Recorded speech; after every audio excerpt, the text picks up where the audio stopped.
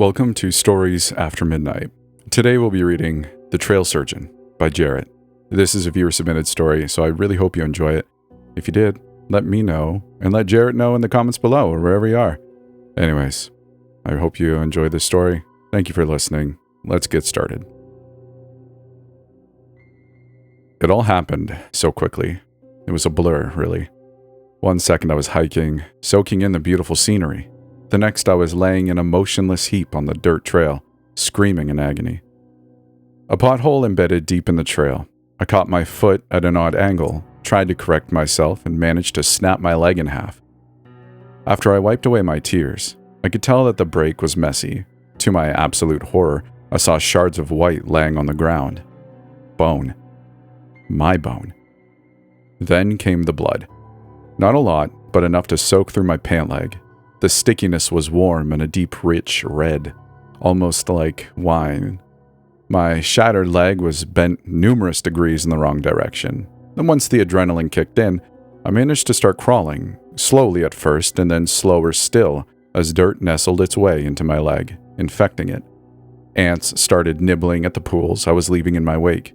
Whether it was blood or urine, I couldn't be sure. As the afternoon wore on, I assumed I would see other hikers and seek help.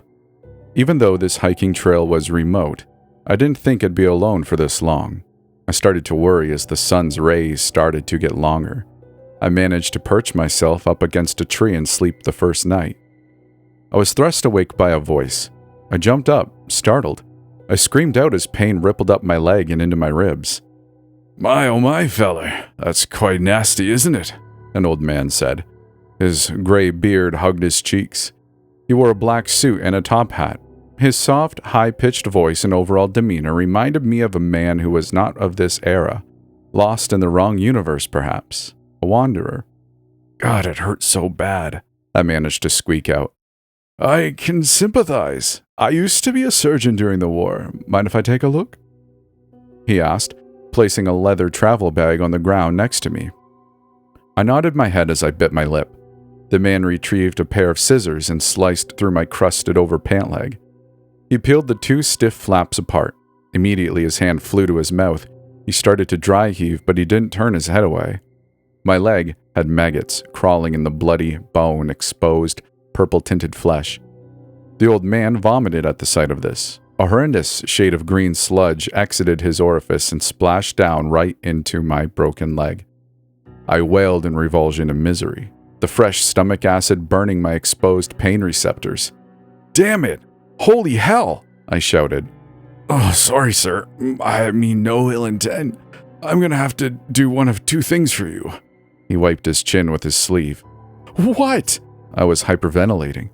"Well, your leg is gangrenous. How long have you been out here?" He looked up towards the sun. "I don't know. A day or two?" The old man shook his head in disappointment. I can amputate, which I recommend, or I can set it. Either way, your leg's more than likely gonna have to face the axe, I reckon. Either here or elsewhere." His face was grim. He shook his head again, this time in pity. "Hell of a thing, partner," he finished. "Can you set it?" I asked wearily. "Well, it'll hurt like a bastard, that's for sure, mister. I'm gonna have to tie your arms and torso to that there tree so you stay still." I shuddered, my chest constricted in anticipation. "And amputation?" I dredged up the courage to ask. "The same, but worse." That was all I needed to hear. "Set it then." I leaned back against the tree as he used his belt to tie my hands around the trunk, behind my back. He fetched some rope from his bag and tied a knot I didn't recognize around my chest. The knot made me completely immobile from the neck down. Then, as if the stuff of nightmares, the old man pulled out a hammer and two planks of wood. My stomach lurched at the sight. "What are you doing?" My eyes started to water in fear. The man slid the wood planks along either side of my leg. Even that caused me to wince. My mangled mess of a leg was a cacophony of color. It was still bent in the complete wrong direction. "For the pain." He pushed a bottle of whiskey to my lips. "I'm not a drinker," I protested. "You have to be, or you'll start going insane."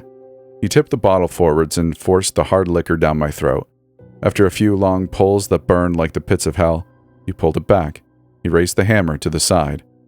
"There's gonna be an intense pressure." His eyebrows furrowed. "You're gonna feel it penetrate your muscle and hit against your bone. Don't feel embarrassed if you relieve yourself. Everyone does." He grimaced, then steadied himself. "Wait, stop!" I shouted. Second thoughts intruded into my brain. There had to be another way. My pleas came too late as the hammer swung downwards in one fluid swoop. I heard the bone crack first, then, Oh my God! Inhuman, demonic, ape-like. No! I couldn't breathe. No, not again! Another swing. I didn't scream this time. The pain was so intense, I wheezed, my mouth unable to do anything but inhale and exhale. I shook violently against the tree stump, leaves falling down in response to my convulsions. My bladder released, my bowels released, my eyes rolled. I didn't pass out, but I wanted to. I'd have rather died than felt pain like that. The old man winced again. "Well, it's not ideal, but I'm gonna need to cauterize the wound. Kill all those critters," he mumbled to himself as he pulled out a torch. "Nuh-uh," I mumbled incoherently. I couldn't shake my head. I remember my vision going fuzzy. I couldn't move. Blackness began invading my eyesight as I lost consciousness. I don't know how long I was out. I remember jolting back to lucidity. I studied my surroundings. The old man, the trail surgeon, seated next to me. "You know, I don't care for you all that much," he sighed. I groaned painfully. "So I've decided to leave you all tied up and watch you die. The gangrene is spreading up the leg. You don't have too long, partner." He laughed. I screamed. No words, just sounds. He and I sat for hours. "To hell with you," I shouted. He snickered. "Should have taken my advice. Should have amputated. But I suppose you knew better." He shook his head arrogantly. "I was a surgeon on the battlefield, you know." "Piss off," I hissed. "I didn't have a saw with me, couldn't amputate your leg anyway, but I could." He trailed off as he shifted towards me. He bent down towards my battered leg. He bit into it, like a zombie. I screamed as loud as before. Birds flew upwards. I kicked and fought back, but my tied limbs were of no use. I retched and bucked ferociously. Suddenly, a sound from up the trail. I screamed louder now. The old man looked up, his mouth covered in flesh. He picked up his bag, instruments spilling out, and hoofed it into the woods. A couple, a man and a woman, approached me. When they saw my gruesome condition, they both gasped aloud. I started sobbing. Once they composed themselves, they approached me horrified. "Oh my God!" the woman shrieked. "What happened?" the man asked, dumbfounded. "I broke my leg a few days ago." I was panting. Sweat soaked my clothing. This crazy old man tied me up to this tree and he tried to eat me." The couple looked at each other, pondering their next move. Surely I sounded and probably looked insane. "Just now?" the woman asked. "Yeah, you went that way." I pointed out into the woods. "What a psychopath!" she exclaimed. "Yeah, could you guys untie me?" "Sure," they both said uneasily. My broken leg assured them I was no threat. I was escorted out by a rescue helicopter shortly thereafter. The surgeons at the hospital were able to save my leg. I don't know who that trail surgeon was. I don't know where he wandered off to. He could be anywhere. I don't recommend you go hiking by yourself. But if you do, don't let him operate on you. And that's the end of the story. I really hope you enjoyed it. If you did, leave me your thoughts below in the comments if you can. Like the video or this episode if you can do that too. And if you'd like to support this channel even more, well, there's a Patreon available and you would have my undying, unceasing appreciation. But if you'd like to come hang out with us, there is a Discord too. So there's so many things, eh? Well, I guess either way, I appreciate you for being here. Thank you for listening. I hope you enjoyed yourself. And I do hope I will see you in the next one. Ta-ta for now. Bye-bye then.